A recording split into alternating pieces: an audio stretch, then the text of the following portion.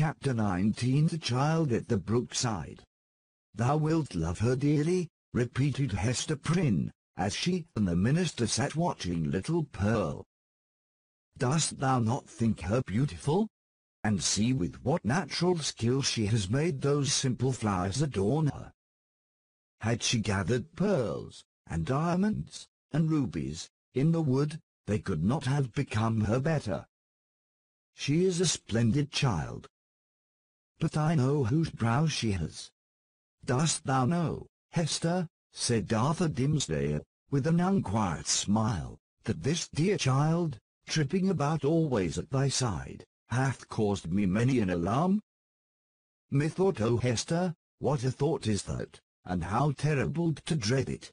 That my own features were partly repeated in her face, and so strikingly that the world might see them. But she is mostly thine." "No, no, not mostly," answered the mother with a tender smile. "A little longer, and thou needest not to be afraid to trace whose child she is. But how strangely beautiful she looks, with those wild flowers in her hair. It is as if one of the fairies, whom we left in dear old England, had decked her out to meet us." It was with a feeling which neither of them had ever before experienced, that they sat and watched Pearl's slow advance. In her was visible the tie that united them. She had been offered to the world, these 7 past years, as the living hieroglyphic, in which was revealed the secret they so darkly sought to hide, all written in this symbol, all plainly manifest, had there been a prophet or magician skilled to read the character of flame. And Pearl was the oneness of their being. Be the foregone evil what it might, how could they doubt that their earthly lives and future destinies were conjoined, when they beheld at once the material union, and the spiritual idea, in whom they met, and were to dwell immortally together? Thoughts like these, and perhaps other thoughts, which they did not acknowledge or define through and or about the child, as she came onward.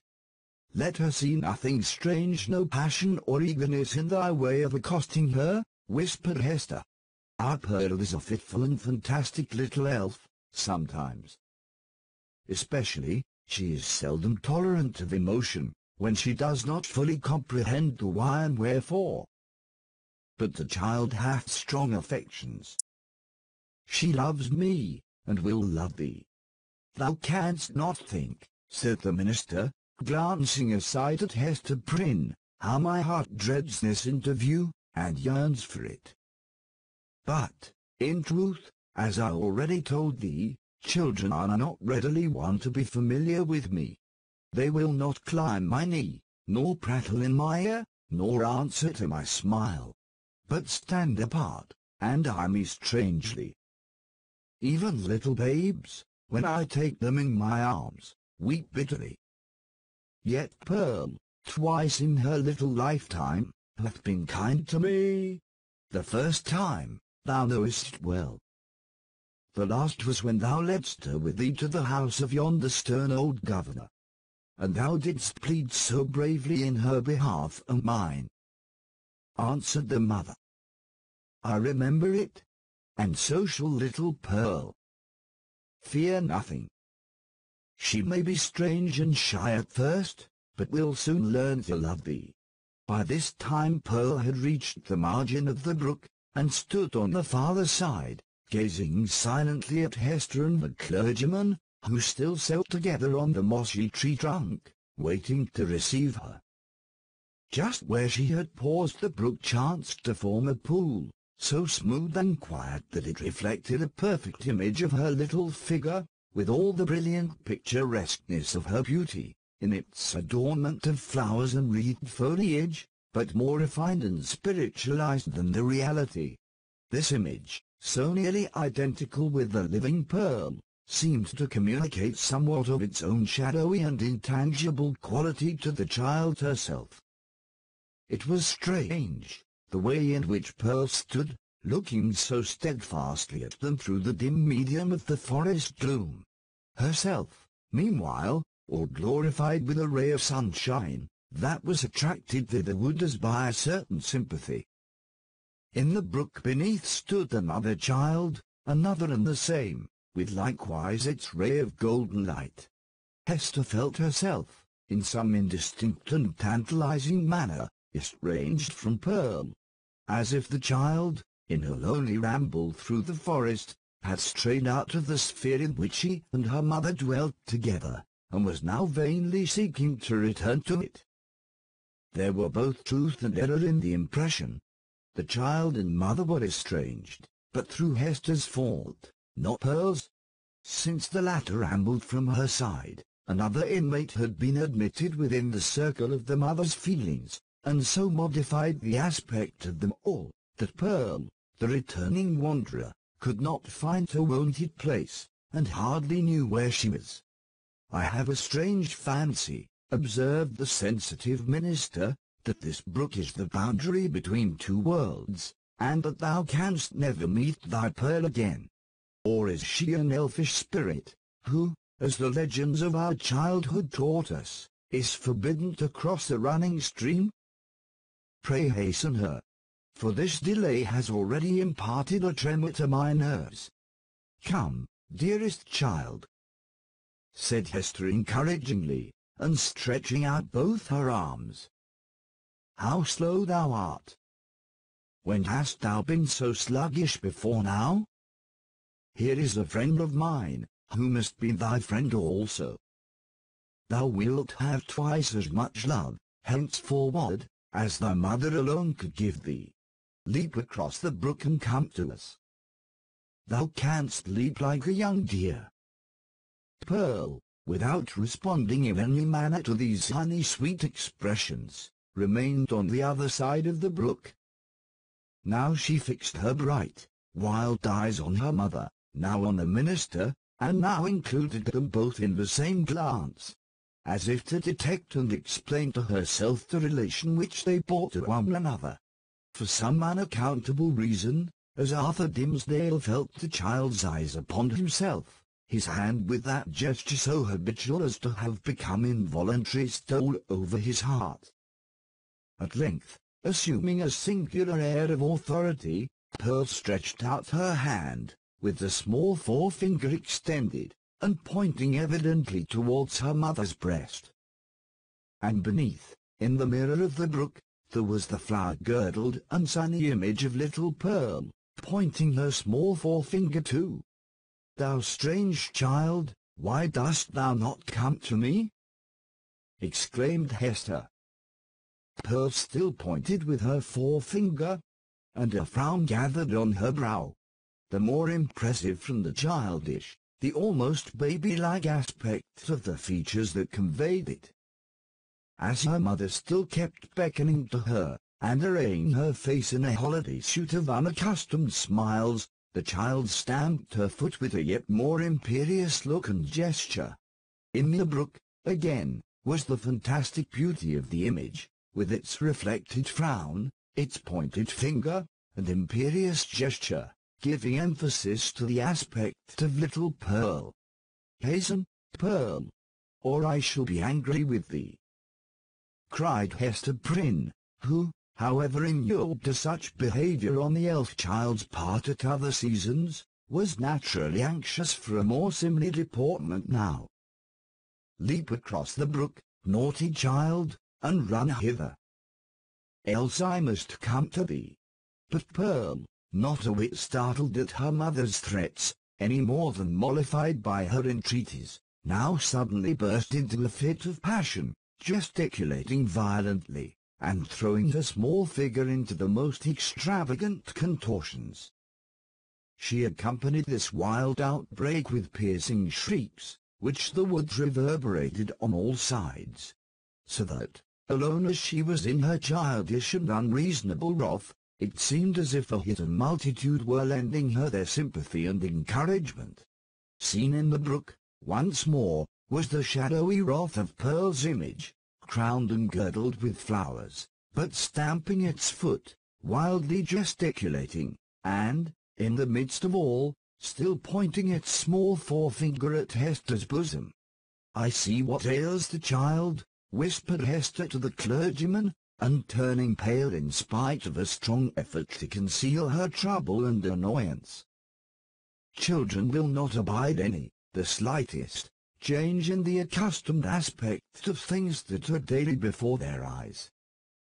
Pearl misses something which she has always seen me wear. I pray you, answered the minister, if thou hast any means of pacifying the child, do it forthwith. Save it with the cankered wrath of an old witch, like Mistress Hibbins, added he, attempting to smile. I know nothing that I would not sooner encounter than this passion in a child. In Pearl's young beauty, as in the wrinkled witch, it is a preternatural effect. Pacify her, if thou lovest me. Hester turned again towards Pearl, with a crimson blush upon her cheek, a conscious glance aside at the clergyman, and then a heavy sigh. While, even before she had time to speak, the blush yielded to a deadly pallor. Pearl, said she, sadly, look down at thy feet. There. Before thee. On the hither side of the brook. The child turned her eyes to the point indicated, and there lay the scarlet letter, so close upon the margin of the stream, that the gold embroidery was reflected in it. Bring it hither, said Hester. Come down and take it up, answered Pearl. Was ever such a child? Observed Hester aside to the minister. Oh, I have much to tell thee about her. But, in very truth, she is right as regards this hateful token. I must bear its torture yet a little longer, only a few days longer, until we shall have left this region, and look back hither as to land which we have dreamed of. The forest cannot hide it. The mid-ocean shall take it from my hand, and swallow it up forever. With these words, she advanced to the margin of the brook, took up the scarlet letter, and fastened it again into her bosom. Hopefully, but a moment ago, as Hester had spoken of drowning it in the deep sea, there was a sense of inevitable doom upon her, as she thus received back this deadly symbol from the hand of fate. She had flung it into infinite space. She had drawn an hour's free breath. And here again was the scarlet misery, glittering on the old spot.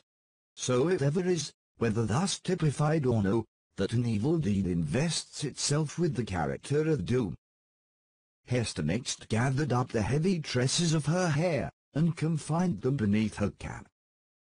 As if there were a withering spell in the sad letter, her beauty, the warmth and richness of her womanhood, departed, like fading sunshine, and a grey shadow seemed to fall across her.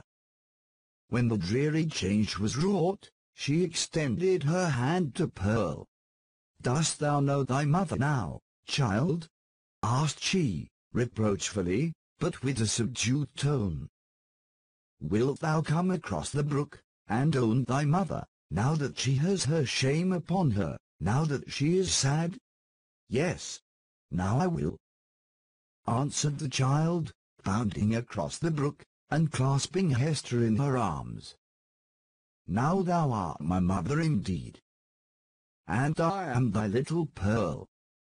In a mood of tenderness that was not usual with her, she drew down her mother's head, and kissed her brow and both her cheeks. But then by a kind of necessity that always impelled this child to alloy whatever comfort she might chance to give with a throb of anguish, Pearl put up her mouth, and kissed the scarlet letter, too. "That was not kind," said Hester. "When thou hast shown me a little love, thou mockest me." "Why doth the minister sit yonder?" asked Pearl. "He waits to welcome thee," replied her mother. "Come thou, and entreat his blessing. He loves thee, my little Pearl, and loves thy mother too. Wilt thou not love him? Come. He longs to greet thee. Doth he love us?" said Pearl, looking up with acute intelligence into her mother's face. "Will he go back with us?" hand in hand, we three together, into the town?" "Not now, dear child," answered Hester. "But in days to come he will walk hand in hand with us. We will have a home and fireside of our own, and thou shalt sit upon his knee, and he will teach thee many things, and love thee dearly. Thou wilt love him, wilt thou not? And will he always keep his hand over his heart?" inquired Pearl. "Foolish child, what a question is that?" exclaimed her mother. "Come and ask his blessing." But, whether influenced by the jealousy that seems instinctive with every petted child towards a dangerous rival, or from whatever caprice of her freakish nature, Pearl would show no favour to the clergyman. It was only by an exertion of force that her mother brought her up to him, hanging back, and manifesting her reluctance by odd grimaces, of which, ever since her babyhood, she had possessed a singular variety, and could transform her mobile physiognomy into a series of different aspects, with a new mischief in them, each and all. The minister, painfully embarrassed, but hoping that a kiss might prove a talisman to admit him into the child's kindlier regards, bent forward, and impressed one on her brow. Hereupon, Pearl broke away from her mother, and, running to the brook, stooped over it, and bathed her forehead, until the unwelcome kiss was quite washed off, and diffused through a long lapse of the gliding water. She then remained apart, silently watching Hester and the clergyman, while they talked together, and made such arrangements as were suggested by their new position, and the purposes soon to be fulfilled. And now this fateful interview had come to a close. The dell was to be left in solitude among its dark, old trees, which, with their multitudinous tongues, would whisper long of what had passed there, and no mortal be the wiser. And the melancholy brook would add this other tale to the mystery with which its little heart was already overburdened, and whereof it still kept up a murmuring babble, with not a whit more cheerfulness of tone than for ages heretofore.